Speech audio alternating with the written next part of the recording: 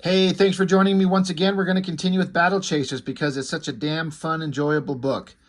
And that more than anything is, it's a big deal. There's so many books out there. It seems like these days, anytime I pick up a new book or somebody recommends something, I'll glance at it and look at it. And I don't know, the fun and the joy and the adventure is just not there in the same way so often.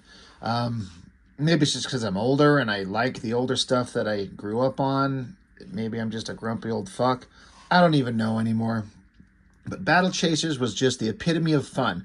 Very much like Danger Girl, which I got recently finished with reviewing the entire series. Just a book where it's an artist drawing the kind of stuff that they like to do with characters that they like to draw, doing the best work that they've ever done. It's just such a joy. I love this cover. It's so simple and effective. Big close-up of a guy's face. He's got his sword that he's holding, big hand, an amulet on his hand there glowing. Got the handle and the sword. Crisp, sharp, awesome inking. I just love it. Tom McWeeny, it looks like, is the inker on this. It just works really well. It stands out. Yeah. I'm just kind of just looking at this and just thinking about how much it might be my favorite of the entire run, honestly. There's a lot of really good covers on Battle Chasers, but this one, I don't know, I might be in a minority on this just because it's such a simple one. It's not Red Monica and her giant boobs hanging out staring at us. All that stuff is good, but this one just stands out for me. But anyway, getting into the story. The story in the last issues kind of centered on, well, there's a lot of different plot points going on, but the main thing going on was how Red Monica had busted out of prison. She did a jailbreak and got one guy out, but in the process, a bunch of other guys escaped, including some very, very powerful supervillains, and that is going to be the problem that's going to have to be dealt with as the series wraps up. We've got some military soldier people, and they're looking out into the distance, and there's this random woman looks helpless and alone and in trouble by herself. So some dummy runs out there like, oh ho, a damsel in distress, and the girl's like, dude, stop, hold up, get back to your post, you shithead. So they run out there not expecting anything, and of course Joe Mad's work is just always going to be spectacular. What's not spectacular is my camera work. I gotta angle this camera better. Forgive my low production quality bullshit channel. Anyway, they run up, get a gun to her head. It's interesting that you got panel 1 and then panel 2 where the guy's got the gun right to her head, but then she extends out of the panels. It's like two different images but still work together as one. It's really actually kind of clever. Gun to her head, and then, of course, because they're creepy soldier guys, he's like telling her to get down and assume the position, like pushing her head down. Kind of creepy. Of course, she's got her torn-ass outfit and her big old giant, physical attributes going on. I got to be honest, when I first saw this, I mean, obviously I know it's not, but you can't, I looked at this, I'm like, it's a hot girl with dark skin and white hair. Is this Storm, It's a dumb comparison to make, but that's the first thing I thought of when I saw it, and I still look at it, and that's kind of the first thing that comes to mind. But man, Joe Maudie can draw. But she tells him, please run. And the guy's like, run? Actually, like the view from right here. And then she says, too late. And then suddenly, because she's got this wrist bracelet thing on with jewels, something, boom, explosion out of the ground. Giant monstrous creature. They all start shooting at it, doesn't affect it. Soldier guy's freaked out, noticing that the girl is now in some kind of like trance. Interesting. But giant monster creature killing the soldiers. Explosions going on. And he finds that all the soldiers are now dead. As the soldiers running off, he runs into this guy. This is where Joe Mad's really getting into some exaggerated anatomy here for these characters. They're talking about how they're going to attack the city that they're from, And the soldier's like, dude, we got hundreds of soldiers defending the city. And this mysterious figure, he's like, it sucks that hundreds shall die for the sins of a single one. Now, he's not talking about the soldier. He's talking about someone else. But this guy punches the soldier right in the chest. Blood goes squirting. And this guy, he's like, the one man ever to defeat me. So now here they are, standing around.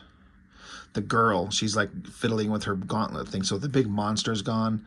You got leader of the bad guys, some floating little weird magician guy, and some random guy here. But he's talking about the man who imprisoned us all. He is like, this guy says his name is Brass Demur. He's pissed off because he was defeated and captured and put in jail. By who? Well, we can probably guess. Guy on the cover. But they're going to go attack the city. And this dude that's here in the background, he's like, dude, you got this insane crusade. You're going to kill us all. And Brass is like, the death of you, coward, will be your tongue. So this guy freaks out. He's like, I'm not afraid of you, you blue-skinned freak. Tries to swing his axe at him. Brass just grabs the axe, grabs the guy by the throat, snaps his neck, and he's done. So, you know, it's to set up bad guy, sort of a motivation, and show that he's a ruthless killer, pretty powerful, and will snap a guy's neck in an instant. Switching back over, we're getting back to the main story from the previous issue, where Garrison, the depressed, drunk loser that Red Monica tried to get to go onto the jailbreak, and he refused to do it, but he knows the girl, Gully, and he knows that she's in trouble. He doesn't know who Calabretto and Nolan are, who have befriended Gully.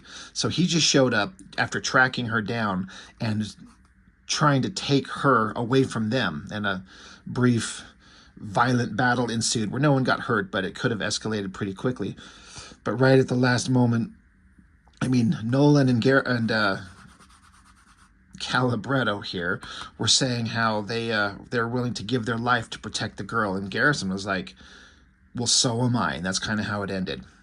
So now they're having their face-off. He's like, you better hand her over, you better hand the girl over, or you're going to die. And so Nolan, being this old badass, he's like, well, I guess it's die then. Make your move. But the girl, she's like, what the hell are you doing? Why are you after me? And so Garrison's like, Gully, don't you recognize me? He's like, it's me, it's Garrison. And she does, because she knew him through her now deceased father years ago. So Calabretto and Nolan are like, what the fuck?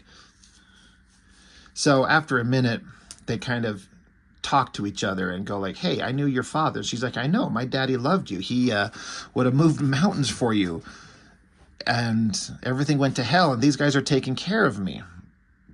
And why are you gone? My father talked about you all the time. He loved you like a son. He's like, yeah, me and your father were close. Well, she's like, well, if you were so close, why did you go away? It broke his heart. So Garrison's just kind of silent. And she reiterates that her father would have moved mountains to come find you and to help you. Why did you abandon him? So she runs away crying because she's upset, because it also, to her mind, was part of the reason how that led to her own father's death. And so Garrison's kind of stuck having emotionally damaged, traumatized child. So Garrison was going to chase her down, but the robot, Calabretto's like, dude, you need to be on your way. And Nolan just says, look, she's got a lot of heartbreak she has to work through, so we got to leave her alone. So just chill it out. We're going to the city. You can hang around with us. You're clearly not our enemy. But so Nolan suggests to Garrison, go get some rest. You look like hell. Because we've also learned that Garrison used to be a badass soldier. We know that he's a great fighter, but also part of the problem is that he had a wife who was killed. I think it was on his wedding night, which sounds really cliche if I'm remembering it correctly, but she's dead. And so now he's a drunk and he's given up everything. Kind of a sad shadow of his former self.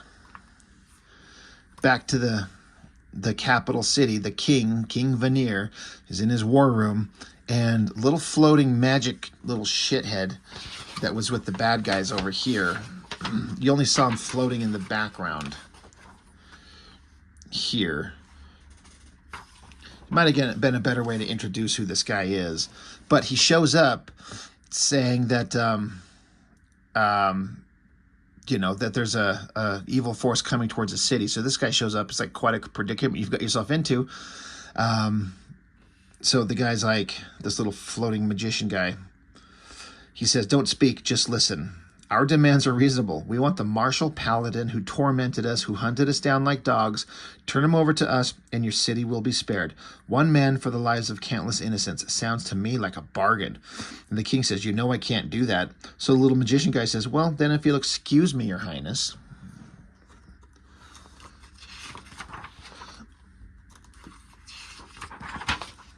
He says, we have a city to burn.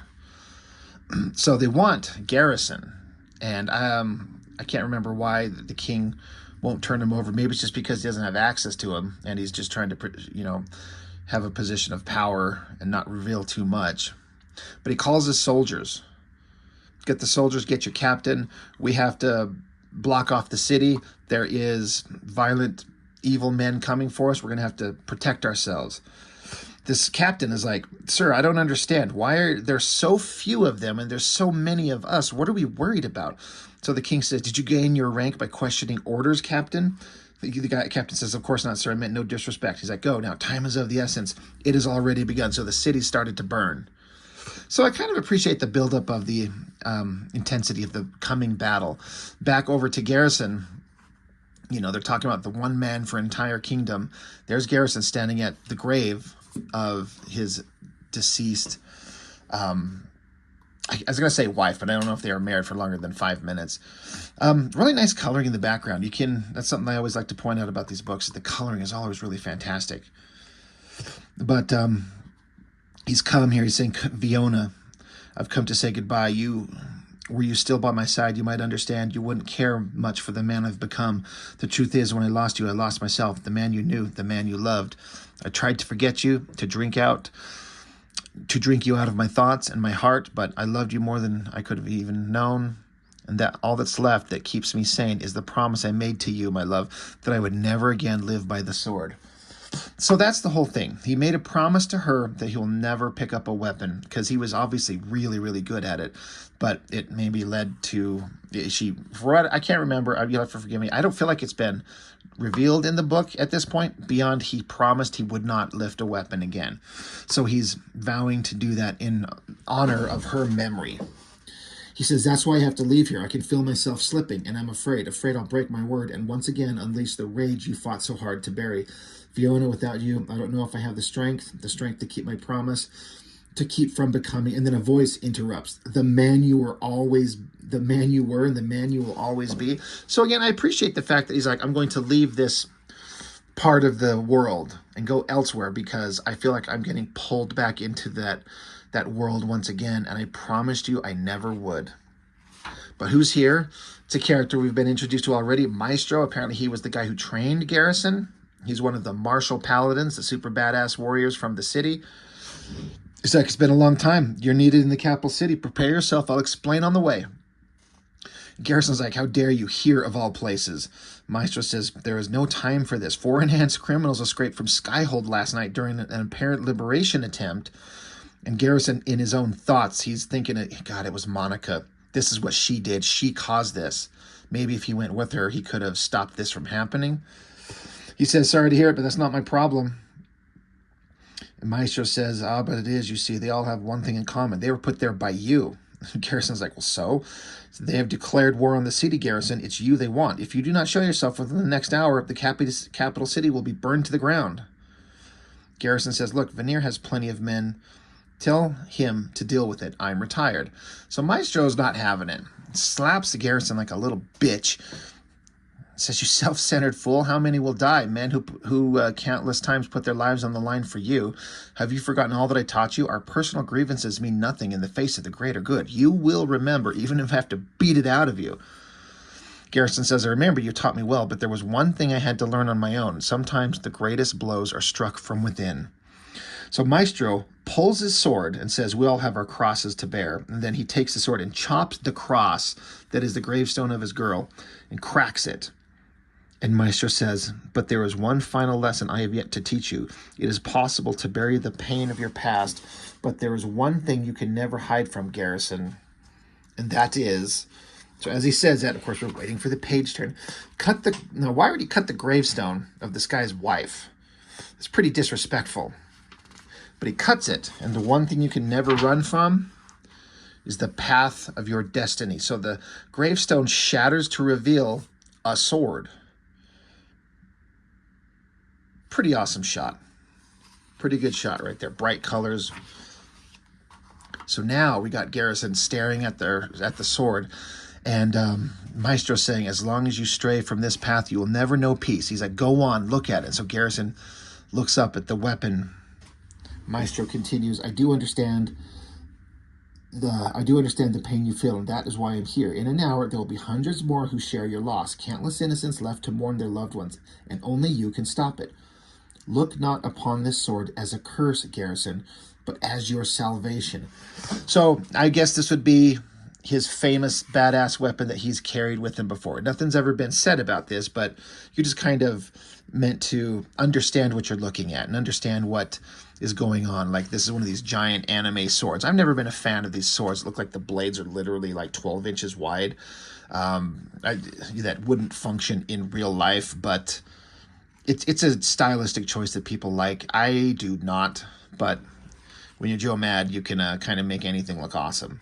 So I kind of feel like this Maestro guy, at first I thought he was maybe kind of a bad guy, but he's being straight up. He's like, look, people are getting away. They're going to die. They want you. You have a duty and a responsibility. I understand that you gave your word. You gave a promise. But you're going to let a bunch of people suffer the same fate as you? Like, sometimes you have to deal with horrible choices. And Garrison has to pull his head out of his own ass and work through his own pain and potentially break the promise to the woman he loved, who is dead. Back at the city, Nolan and Gully and Calabretto have arrived, and the city is under attack. So they're like, holy shit, what the hell's going on here? So Calabretto, I keep forgetting if I keep calling this guy by the name like Nolan, if I keep saying Garrison or Calabretto. Anyway, I'm just doing this streaming consciousness, so if I fuck up a name, you'll just have to forgive me. I just hate the name Calabretto, but I like the name Garrison. Anyway, Calabretto and Nolan and Gully. City's under attack. Calabretto zooms in and sees the attack seems to be coming from a single high-level magic user. So Nolan's like, well, shit, I better go do something about that. That's kind of my thing. As a giant explosion blows up behind him, he's like, Jesus Christ, we do not have much time. So Nolan tells Gully, go hide, go get somewhere safe, and Calabretto, you watch her. So he takes off on a little cloud of flying fog or something like that to raise him into the sky. So Nolan comes up to the guy who's counting 28, 29, like he's counting how many people he's killed. And Nolan interrupts him, and little evil guy, I don't think they even named the little shit yet, but the guy's pissed off because he made him lose count. So Nolan deflects it, and the bad guy's like, yeah, you made me lose count, but I'm going to have to start over, starting with you. So Nolan uses his magic to take some shingles from the roof of this building here to come up and encase the guy into a big old ball. And Nolan's kind of proud of himself. He's like, ha, you still got it, you old rascal. Little evil magic user, boom, explodes it out like it was nothing. And then he reaches his hand out and he says, now it's time for one of mine, but I should warn you, this one will break your heart. So he squeezes his hand into a fist. Nolan gasps and says his heart has stopped. So this guy's magically reached into his chest, stopped his heart. Pretty fucked up. Pretty awesome. Meanwhile, Calabretto and Gully are hiding, and they see that same girl from the beginning with the dark skin and the light hair. And Gully, of course, being helpful, like, are you okay? And she's like, you've got to run. You've got to run. And then, of course, her magical bracelet, boom, explodes into giant red demon monster guy. He refers to himself as Bullgrim. And he's going to kill them all.